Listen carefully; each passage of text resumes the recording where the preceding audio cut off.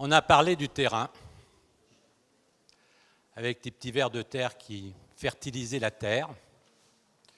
Eh bien, on va parler du microbiote, qui joue un rôle extrêmement important dans notre corps, parce qu'ils ont des fonctions assez étonnantes. Je ne vais pas vous parler de ces fonctions, parce que ça demanderait peut-être beaucoup de temps. On peut simplement savoir qu'ils jouent un rôle métabolique extrêmement important au niveau intestinal, qui vont jouer un rôle sur la fermentation des sucres, qui vont jouer un rôle sur la putréfaction des protéines, qui vont jouer un rôle fondamental dans le métabolisme du cholestérol, qui vont jouer un rôle simplement aussi, par exemple, au niveau du sommeil, qui vont jouer un rôle dans certaines maladies, même comme l'autisme. Aujourd'hui, on a impliqué le microbiote aussi dans des maladies dégénératives. Et ce que l'on va voir tout de suite, c'est, je vais déjà vous montrer que ce terrain microbiotique, on ne parle que du microbiote, mais on l'a isolé de quelque chose de très important, c'est le terrain. C'est comme si ce matin, on vous avait parlé des vers de terre, des différentes sortes de vers de terre, mais on avait oublié qu'ils se développaient dans la terre. Bon. Eh bien là, on va parler du microbiote intestinal et surtout de son terrain et de quelque chose de fondamental qui est le problème de l'information de ce terrain. Parce qu'un terrain, il ne se produit pas tout seul. Il faut qu'il y ait des systèmes informationnels qui permettent de mettre en place ce terrain. Et que ce terrain, il est aussi extrêmement sensible à l'environnement, c'est-à-dire un stress. Vous savez très bien d'ailleurs, tout le monde a pu observer que quand vous avez un stress, eh bien, vous pouvez avoir des répercussions au niveau intestinal, vous sentez immédiatement, vous pouvez avoir des douleurs intestinales. Mais ces douleurs intestinales ne sont pas forcément liées à votre microbiote, mais sont liées à un ensemble de choses eh bien, qui se produit au niveau de l'intestin. Donc, on ne peut pas isoler le problème microbiote sans s'occuper de tout problème intestinal. Donc voilà, je vous ai fait une petite slide en vous disant, voilà le terrain microbiotique. Et puis ce microbiote, eh bien, il apparaît qu'à un certain moment. Avant le microbiote, il existait bien autre chose. Donc ça, c'est fondamental. Voilà, ici, on va voir que en fait, ce terrain microbiotique, eh bien, il y a beaucoup d'actions métaboliques. Je regarde quand même l'heure pour pas... une action métabolique locale, des interactions générales, immunitaires, endocriniens, neuronales, avec des neurotransmetteurs. Vous vous rendez compte? Et une chose importante, tout le monde connaît la sérotonine comme un neurotransmetteur extrêmement important au niveau du système nerveux. Eh bien, 95% de la sérotonine est produite au niveau intestinal. Ça, c'est quand même intéressant. Et quand vous avez des maladies neurodégénératives, eh bien, ça commence au niveau intestinal. Par exemple, le Parkinson, qui est une maladie cérébrale, avec des substances particulières, des corps de Lewy qu'on va retrouver au niveau des neurones, eh bien, on va d'abord le retrouver sur les neurones au niveau intestinal. Avouez que ça, c'est quand même très intéressant. Donc, voilà, par exemple, des lésions intestinales qui apparaissent précocement, et voilà ce qui se passe au niveau de l'intestin. Les corps de Lévy, qui sont des éléments significatifs de la maladie de Parkinson, eh bien, on va déjà avoir déjà ces répercussions au niveau des neurones de l'intestin. Bien sûr, ce système neuronal intestinal n'est pas un système comme le système nerveux central qui est organisé, mais chaque neurone, chaque cellule au niveau intestinal va jouer un rôle extrêmement important. Et là, vous voyez déjà sur ce schéma quelque chose de fondamental. C'est la limite de l'intestin. Cette limite de l'intestin, elle est extrêmement importante à respecter parce que beaucoup de maladies immunitaires sont liées justement à une fragilisation de cet épithélium intestinal qui va faire qu'il y a beaucoup d'éléments qui peuvent passer dans le corps et induire des formations d'anticorps. Donc ça, c'est très important. Quand vous avez des personnes qui ont certaines allergies, par exemple allergie au gluten, eh bien, cette membrane, cette limite intestinale, eh bien, elle va être perturbée, induisant un tas de problèmes dans le corps. Donc, on va essayer de parler de ce qui se passe avant la naissance. Parce qu'on sait très bien maintenant que le microbiote, eh bien, il va naître justement au moment de la naissance. Mais avant, eh bien, avant, c'est le terrain. Et vous voyez que ce terrain, il a toute une histoire. Vous avez une période très très importante. Vous savez que la vie in utero, elle dure 9 mois pour la mère. Donc ça, on le connaît, le temps, on est sûr. Au niveau embryonnaire, elle dure 2 mois, toujours par rapport au temps maternel. Et puis 7 mois au niveau fœtal. C'est-à-dire qu'en 2 mois, on a construit un corps. C'est énorme. Après ces 2 mois, il y a une maturation qui va mettre 7 mois. Et c'est à cette période-là où va apparaître l'amygdale cérébrale qui devient mature à 7 mois. Vous voyez, on devait parler d'intestin. Hein. Mais comment se construisent les choses? C'est ça qui est important de comprendre. On a une maturation de l'amygdale cérébrale qui va toucher le système limbique et le nourrisson à la naissance, il va naître avec un système nerveux central immature, mais par contre, un système immunitaire, neuronal, endocrinien et neuroendocrinien au niveau de l'intestin extrêmement puissant. Donc c'est sur ce terrain que va se mettre en route le microbiote à la naissance. Donc à la naissance, on a un terrain microbiotique qui va se mettre en place en fonction de quoi? En fonction de ce qui existait avant. Si vous n'avez pas un bon terrain, ce microbiote, même si c'est un osement vaginal de la mère, il va être intégré d'une certaine manière. Et dans certains cas, ce microbiote, par exemple chez des enfants qui sont nés par césarienne, on va mettre maintenant, c'est un petit peu à la mode, de mettre en contact le nourrisson avec les microbiotes vaginales. Donc ce terrain microbiotique, c'est important qu'il va évoluer dans le temps, en fonction de la genèse, en fonction de ses stress. Et là, si on parle de microbiote aussi, là vous avez un tube digestif avec des fonctions particulières. Ce n'est pas un tube digestif qui a la même fonction d'un bout à l'autre. Vous avez un estomac, un duodénum, un jéjunum, un côlon, etc., un iléon, et ils jouent tous un rôle extrêmement différent. Ce qui est important sur ce schéma, c'est de voir qu'il y a un élément extrêmement important, c'est le problème de l'information qui donne la fonction et qui va se manifester. Si vous conduisez mal votre corps, vous allez avoir des manifestations. Si vous conduisez mal votre voiture, vous allez avoir aussi des problèmes. Donc, ce problème information, fonction, manifestation, mais là aussi, c'est la même chose. Vous pouvez avoir des troubles fonctionnels, mais qui deviennent lésionnels. Et avant ces troubles fonctionnels, vous avez des troubles informationnels. Donc, ce qui va nous intéresser sur le terrain, c'est quel est ce système informationnel qui a induit et amené ce terrain. Donc, on va essayer de le voir ensemble.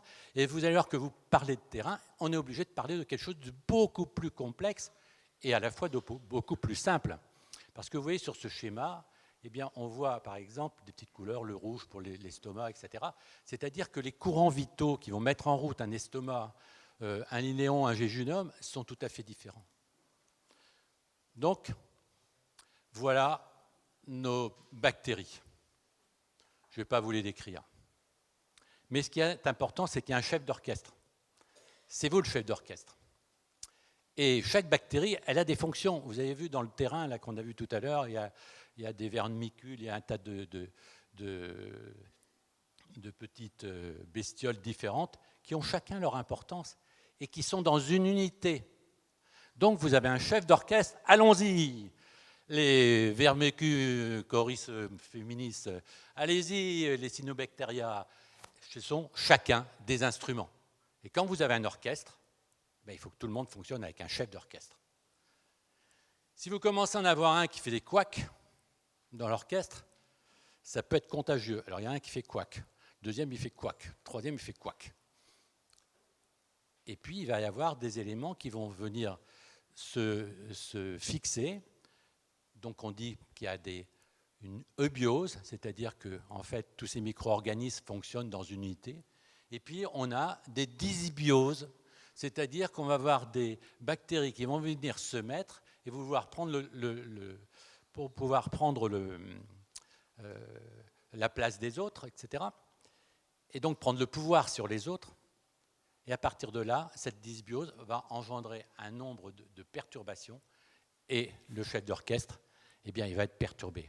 Non seulement le chef d'orchestre va être perturbé, mais on va avoir la membrane de l'intestin qui va être aussi perturbée, pouvant engendrer eh bien, des maladies inflammatoires au niveau intestinal, mais pas que ça, on peut avoir justement toutes des maladies auto-immunes. Et ça, c'est cette grosse découverte, en fait, de tout ce système d'information au niveau de l'intestin, de comment est formé cet intestin, qui intervient dans un système global que l'on peut appeler en fait de la psycho-neuro-endocrino-immunologie, c'est-à-dire que tous les éléments interagissent les uns par rapport aux autres. Voilà. Là, c'est un chef d'orchestre qui gère. Chacun de nous présente un microbiote de 200 espèces environ. Tant qu'à faire, il faut mieux les mettre au diapason de son corps. Mais alors, comment les mettre au diapason de son corps? Eh bien, pour ça, il faut comprendre comment ça se met en route, comment ces informations se mettent en route. Et je vais vous donner des choses très très simples, mais on n'y pense jamais. Vous savez, la naissance de la vie, elle se fait par rapport à un spermatozoïde, tout le monde sait ça, mais il n'y a pas longtemps qu'on sait ça. Hein, bon. Il y a 200 ans, on ne savait même pas ça. Hein, bon. Un spermatozoïde et un ovule qui se rencontrent. Pas in vitro, hein, ils ne se rencontrent pas in vitro normalement. Hein, bon. Ils ne connaissent pas ça normalement. Normalement, ils se rencontrent dans la trompe. Donc ça veut dire que là aussi, il y a une information spécifique qui va mettre en route aussi quelque chose de très important. C'est ce premier rythme de vie qui va se répercuter tout le temps. On met tout de suite le système au diapason avec un blastocyte qui est la première cellule, et après elle se divise en deux pôles. Et ça, c'est fondamental. Vous avez un pôle cérébral et un pôle métabolique. Vous avez déjà vu dans la diapositive précédente, eh bien, la formation du système nerveux et après cette connexion par rapport à l'intestin. Donc ça veut dire que l'amygdale dont on va parler, qui est un élément extrêmement important, est l'élément qui va permettre de donner une information à tout ce système immunitaire, endocrinien au niveau intestinal. Ectoblaste, endoblaste. Ectoblaste, pôle cérébral. Endoblaste, pôle métabolique. Là, je viens de vous donner deux éléments fondamentaux de la vie. Cerveau, métabolique. Si vous n'avez que deux équipes de foot, une de Paris et une de Marseille, il faut bien qu'ils se rencontrent quelque part pour se manifester. Troisième, l'ectoblaste va engendrer un troisième tissu, le mésoblaste. Et à partir de ce troisième tissu, le mésoblaste, eh bien, va s'engendrer tous les autres systèmes. Le mésoblaste va retentir sur l'ectoblaste, le mésoblaste va retentir sur l'endoblaste, et petit à petit, eh bien, on va engendrer quelque chose de fondamental, qui sont les 5 éléments que vous connaissez, c'est-à-dire l'expression des 5 sens. Un élément fondamental dans le problème de l'intestin, c'est de bien nourrir votre intestin, c'est-à-dire d'être à son goût. Voilà un élément. L'ouïe en est un autre, l'odorat en est un autre, la vision en est un autre, le toucher en est un autre.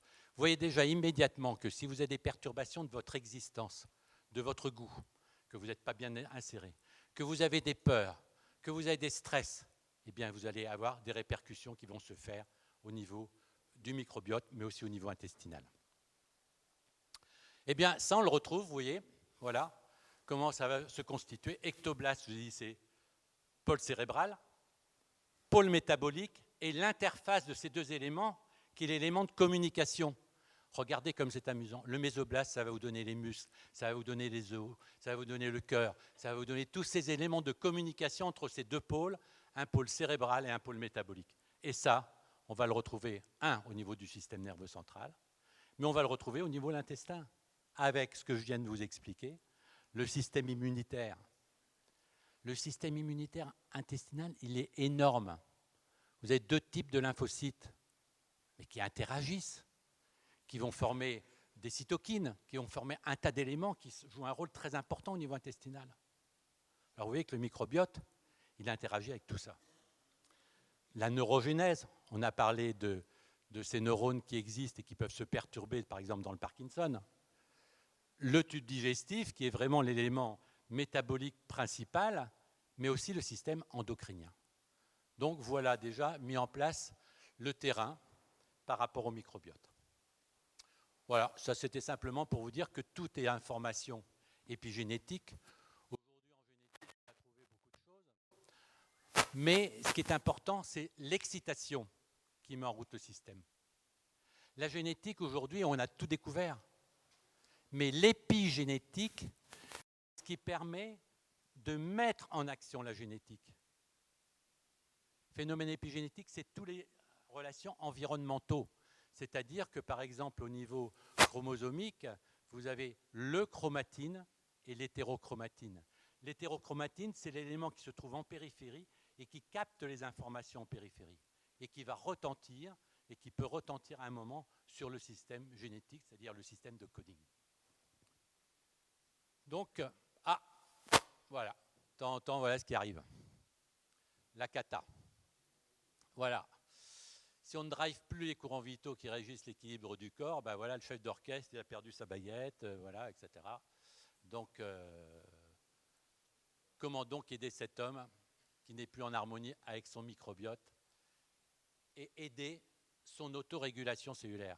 Moi, je travaille depuis des années, je travaille sur une seule chose, l'autorégulation cellulaire. Voilà, ça c'est quelque chose, parce que l'organisme a des possibilités énormes de rétablir ces courants vitaux, exactement comme vous avez vu ce matin sur le terrain, il suffit de remettre en route un bon sens au niveau de l'agriculture pour voir que effectivement, voilà, ça revient.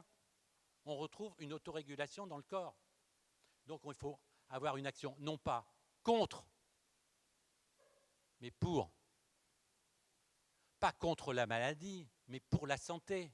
C'est-à-dire redonner un potentiel dans l'organisme, avoir un pôle cérébral qui fonctionne et qui drive le pôle métabolique. Donc aujourd'hui, on connaît bien le microbiote. C'est pourquoi, dans certaines maladies, on va essayer d'améliorer l'organisme en apportant des bactéries. Malheureusement, on ne s'est pas assez occupé du terrain. On apporte, on dit, oui, effectivement, c'est bien le microbiote. Donc, microbiote. Et on arrive même à faire des transplantations fécales, c'est-à-dire, bon, on fait quelquefois des transplantations fécales. Excusez-moi. Très bien. D'accord, merci. On fait... Ah oui, ça marche bien. Voilà. C'est le microbiote qui a dû lui faire quelque chose maintenant. Alors, on essaie d'apporter des bactéries, qui peuvent faire beaucoup de bien. Tous les microbiotes apportent quelque chose. Mais si vous n'avez pas le terrain.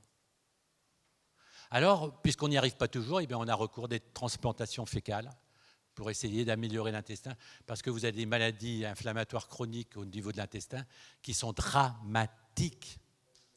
On en arrive à couper des parties de l'intestin, etc. Mais on ne résout pas le problème parce qu'on n'a pas pensé au terrain. Donc je vais vous parler, nous, comment on est arrivé à avoir cette réflexion par rapport au microbiote, en vous parlant un petit peu de l'autorégulation et vitalité cellulaire. C'est ce sur lequel je travaille depuis 40 ans. Alors, cette autorégulation cellulaire, c'est d'abord de savoir que l'organisme est animé par des courants vitaux et qu'il y a des stimuli, j'en ai mis en haut, des stimuli cérébraux qui pourraient être, disons, de bons stimuli, des stimuli métaboliques qui peuvent donner des perturbations, et que tout ça, c'est animé par des courants vitaux, 33 courants vitaux qui existent dans le corps et qui sont les supports des informations épigénétiques. Vous voyez sur ce schéma, d'ailleurs, vous voyez les deux parties, le chromatine qui est génétique et l'hétérochromatine que l'on va trouver par exemple au niveau du télomère, du centromère, qui sont en relation avec l'environnement. Donc en fait, ces signaux, ces courants vitaux sont des signaux à basse fréquence qui permettent la communication en temps réel de toutes les cellules. Et ça, cette découverte, elle est fondamentale. Et puis depuis 1983, on travaille sur les courants vitaux de l'organisme, en essayant de trouver quelles sont les perturbations de ces courants vitaux qui ont induit des phénomènes dans l'organisme.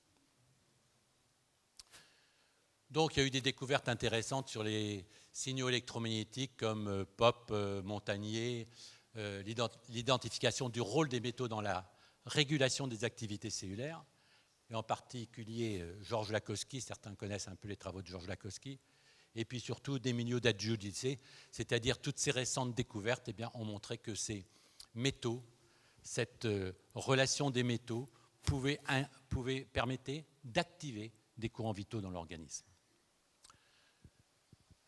Donc voilà, c'est la découverte de 38 complexes polymétalliques mini-dosés qui sont des doses vraiment infinitésimales mais qu'on le retrouve dans la nature, comme par exemple le cuivre qu'on retrouve par exemple dans une pomme à 0,03, dans un complexe on va utiliser ça à 0,003, c'est-à-dire un dixième, disons, du cuivre qu'on va retrouver dans une pomme. Tout ça pour vous dire qu'on va utiliser des complexes, et ce sont des complexes, c'est-à-dire qu'il y a une synergie des éléments les uns par rapport aux autres, c'est-à-dire qu'on a permis d'avoir un système cohérent. C'est-à-dire que si vous mettez deux oligométaux l'un avec l'autre, ils vont donner une information, mais ils ne donnent pas une information fermée dans un système cohérent.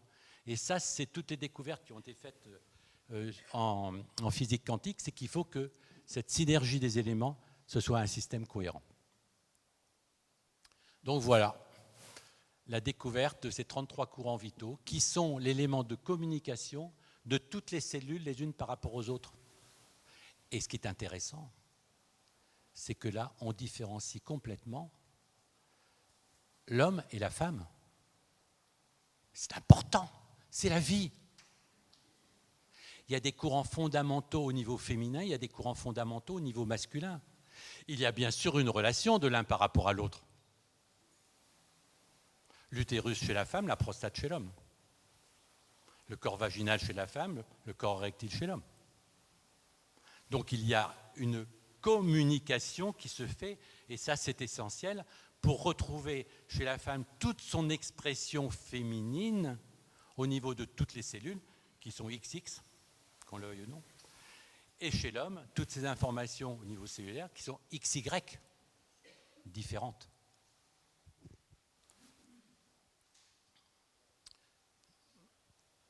Donc, un des éléments fondamentaux, c'est la cellule unité du vivant. Et vous savez que dans cette cellule, il y a quelque chose de fondamental, c'est quoi? C'est la communication. Et cette communication, elle se fait par la partie interne et la partie externe. La communication extérieure de la cellule,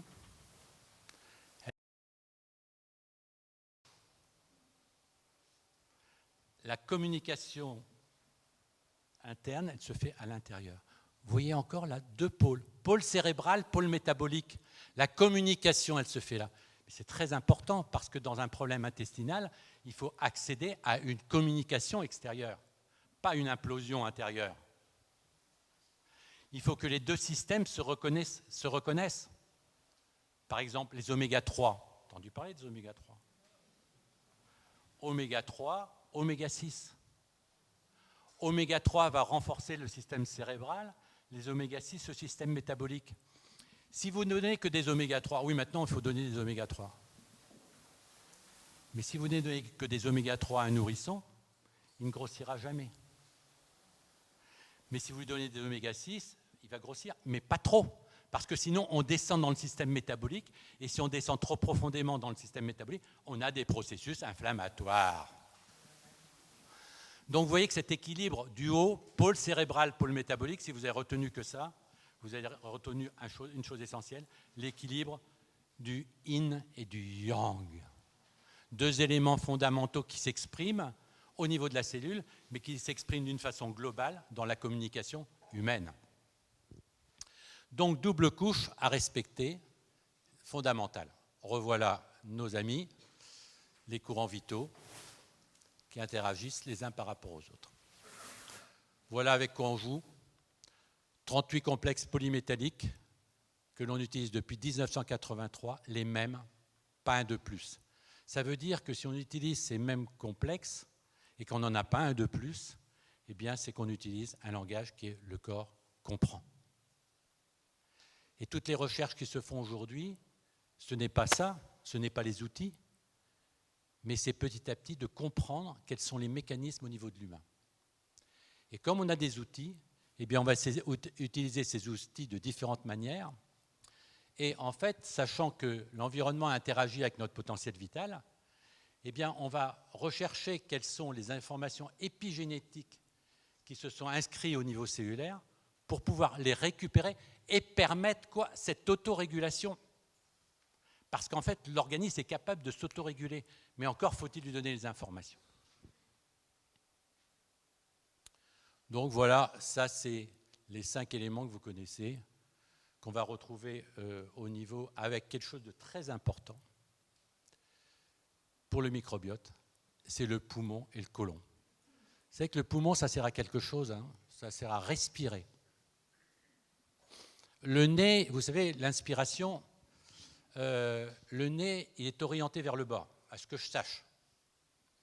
Donc l'inspiration, elle vient du bas.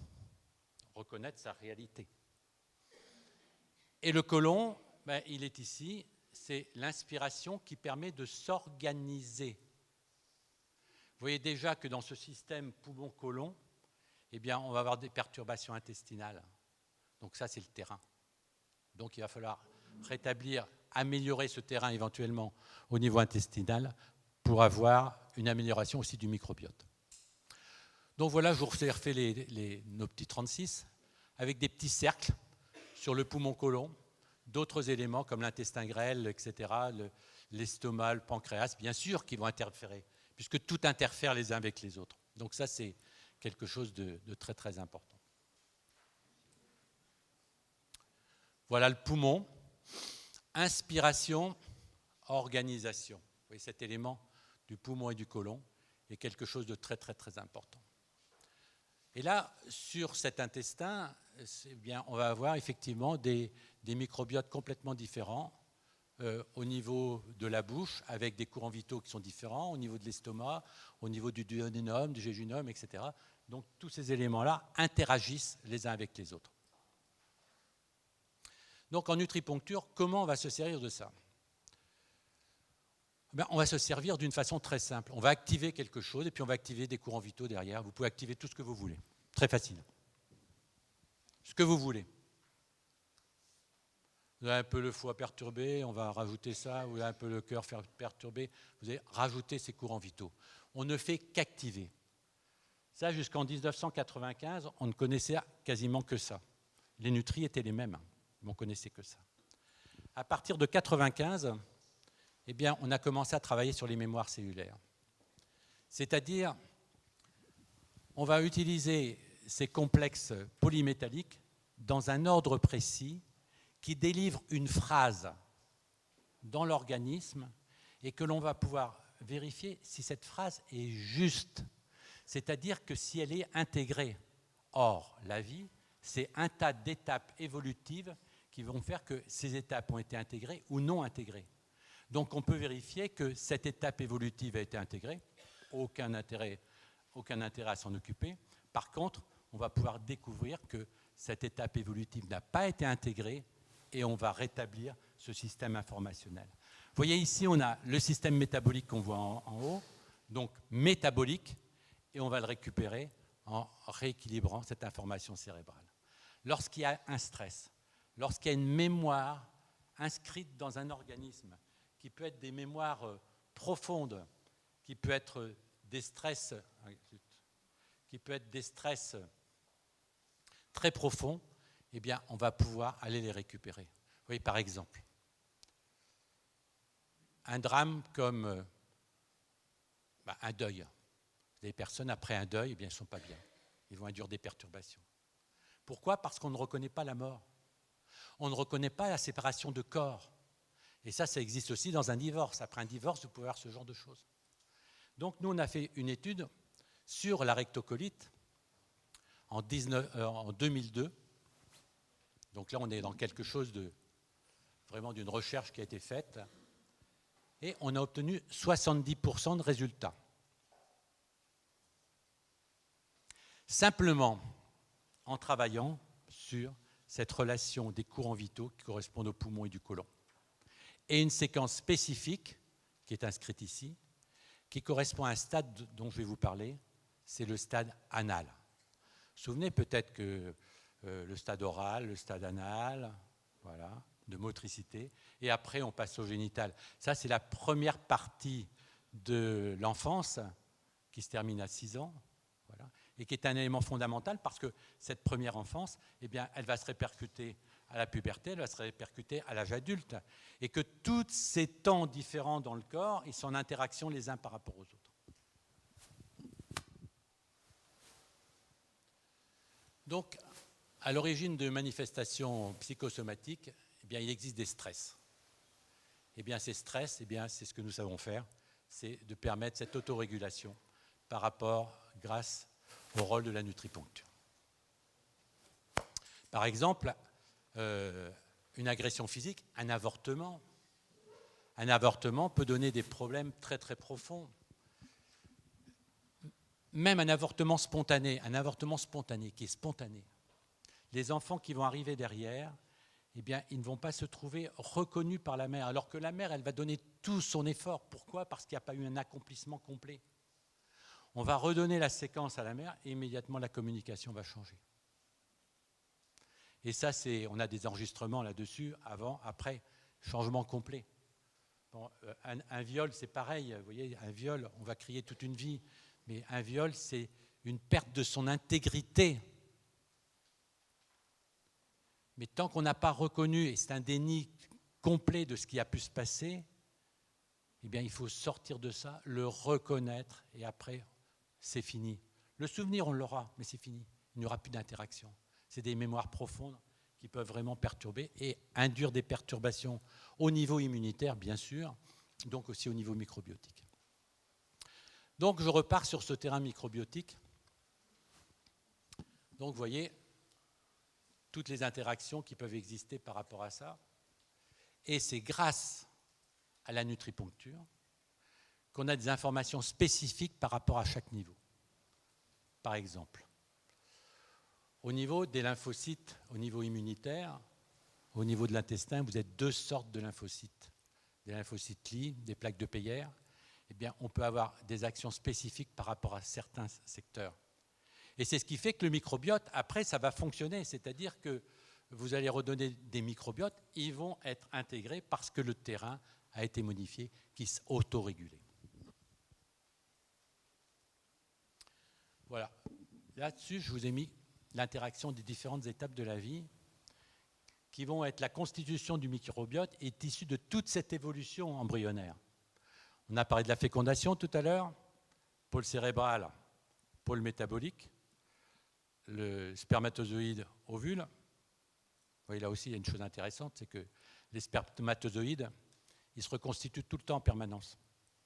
Les ovules, c'est un pool d'ovules qui existe depuis très très longtemps. Vous voyez la responsabilité des hommes. Lorsqu'ils mangent, lorsqu'ils boivent, etc., ben, ils modifient leurs spermatozoïdes. Alors nous, les hommes, on est au régime constant, vous voyez, pour essayer de respecter nos spermatozoïdes. Bon. Enfin, bon. Mais c'est intéressant de voir toujours le côté métabolique et peut-être cérébral. Ensuite, vous avez une période embryonnaire, c'est amusant, il y a 3 reins qui se sont formés. Pronéphros, mésonéphros, métanéphros, un truc incroyable. C'est la danse à 3 temps. Donc c'est tout un système évolutif qui s'est mis en place.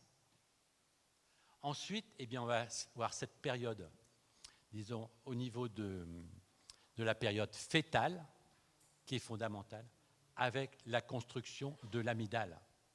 Et ça, c'est fondamental parce que c'est elle qui va interférer sur tout le système intestinal. Ah, petit break.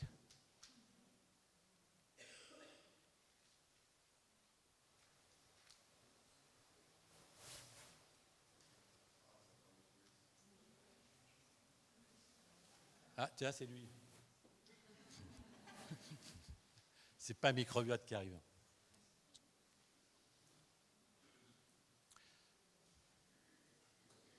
Donc en fait, ce qu'on va faire pour un nutriponcteur, il est capable, un nutriponcteur, de mettre en évidence tous les paramètres qui sont perturbés et qui empêchent au microbiote de fonctionner. Donc,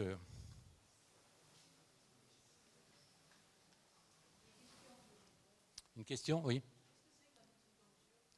Ben, la nutriponcture, je ne vais pas trop sauter ici.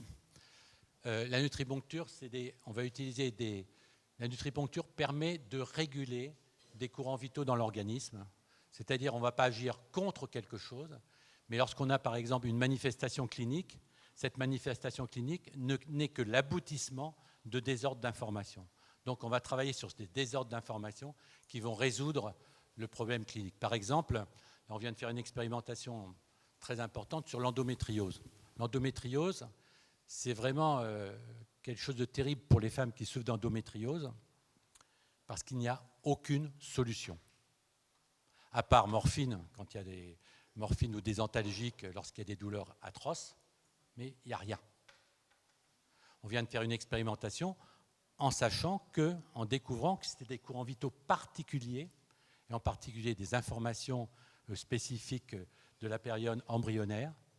Il suffit de rétablir ces courants vitaux, et ce n'est pas des choses à prendre à vie, puisque c'est une information qui n'a pas été mise en route correctement. En 3 mois, 4 mois, 5 mois, eh bien, il n'y a plus de douleur, c'est terminé. Plus de manifestation. Pourquoi ? Parce qu'on a touché le terrain qui induit un phénomène. Donc, en rétablissant ça, en rétablissant cette autorégulation, eh bien, les symptômes disparaissent. Comment ? Ça, c'est un petit peu complexe à vous expliquer parce que c'est vraiment c'est un signal. Le signal, c'est une information au niveau de l'évolution de tout le système sanguin depuis la période. Je peux vous expliquer, bien sûr. Première phase sanguine, c'est l'insertion placentaire. C'est-à-dire, c'est l'œuf, il n'a rien à faire de la mère. Lui, il arrive, il s'implante. C'est une information. Vous avez des œufs qui n'arrivent pas forcément à s'implanter, mais s'implanter, c'est l'implantation de cette insertion placentaire. Mais cette implantation, elle ne se fait pas seule. Il y a une interaction par rapport à la mère. Donc il y a une relation entre tout ce système embryonnaire et la mère. C'est ce qu'on appelle la première matrice. La première matrice nutritionnelle, elle se passe pendant toute la vie embryonnaire et fétale. La deuxième matrice maternelle, elle va se faire à la naissance, c'est-à-dire la mère, la manière dont elle va nourrir son enfant. Tout ça sont des éléments qui sont de l'information, et cette information, elle peut retentir sur tout un équilibre général de l'organisme, y compris la puberté.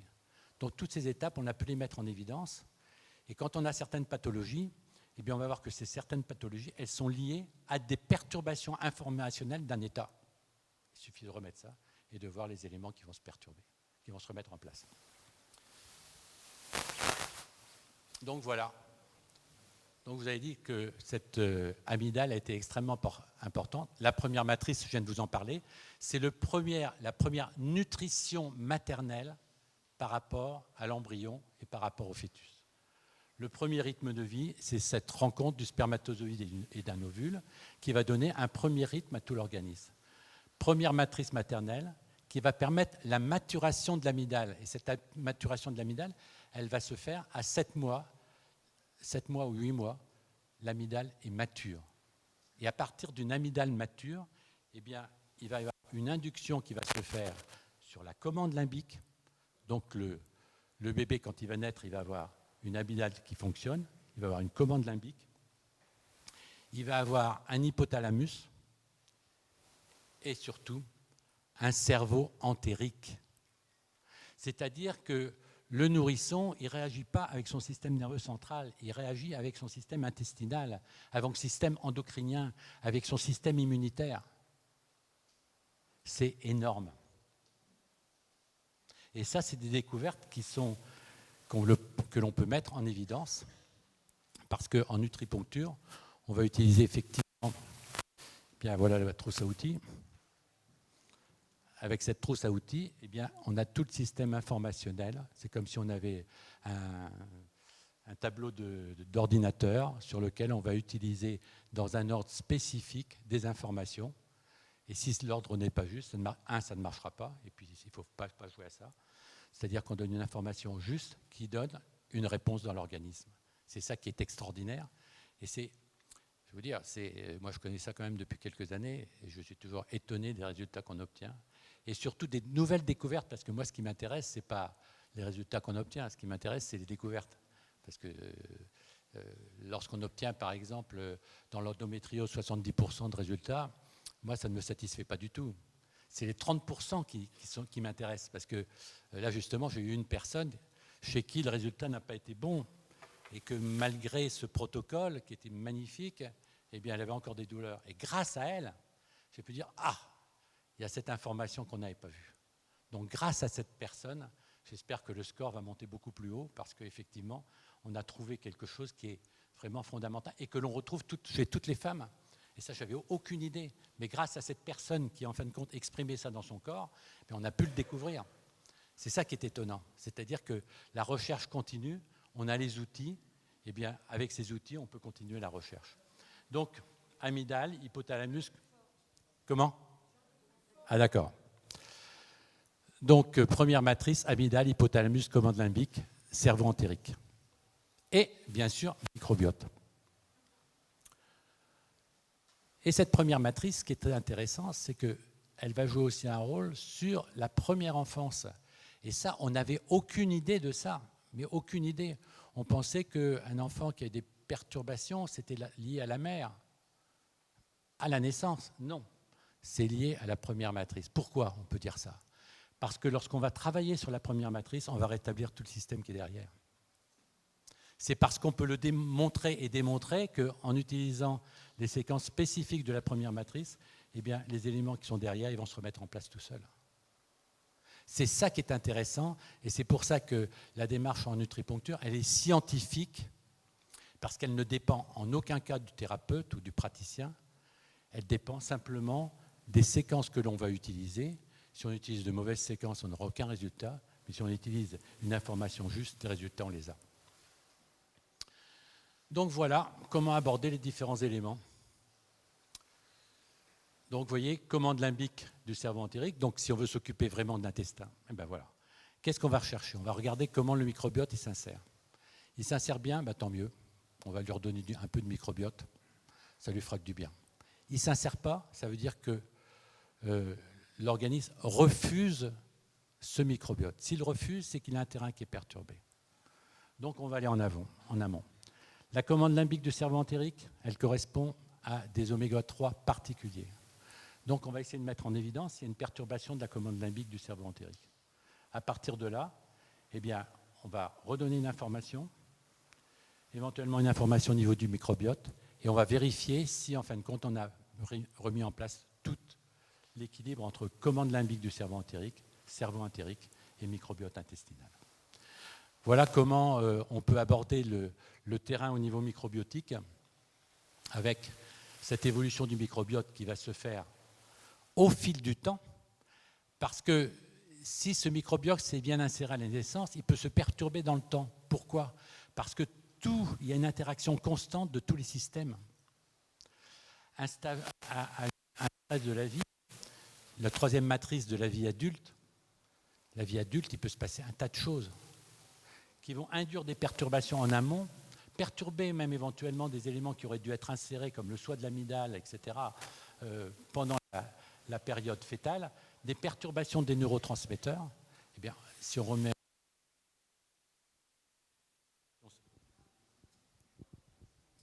une autorégulation cellulaire qui va se faire correctement. Voilà, ça c'est un check-up plus important que je vous ai justement mis simplement pour vous montrer l'interaction qu'il peut y avoir entre des lymphocytes, les plaques de Peyer. Tout ça, c'est extrait d'un livre à sortir, justement, sur le problème du microbiote. Là, je vous ai fait un petit voyage général pour vous expliquer cet élément fondamental des éléments informationnels qui permettent au microbiote de s'insérer. Voilà ce que je voulais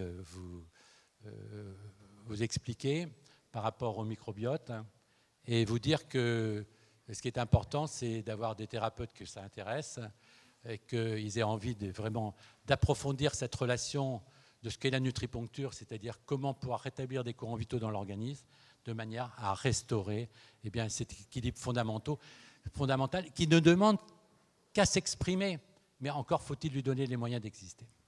Voilà ce que je voulais vous dire.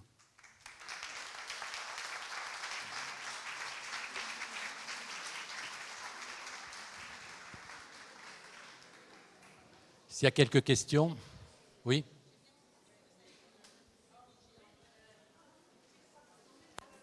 Pardon ?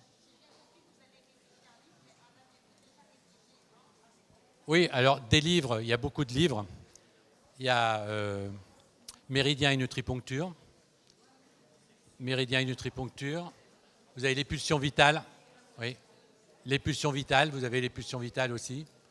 Vous avez architecture corporelle et psychomotricité, c'est-à-dire l'orientation spatiale du corps. Il y a d'autres livres qui existent, mais qui n'existent que pour les thérapeutes, l'embryologie, etc., etc.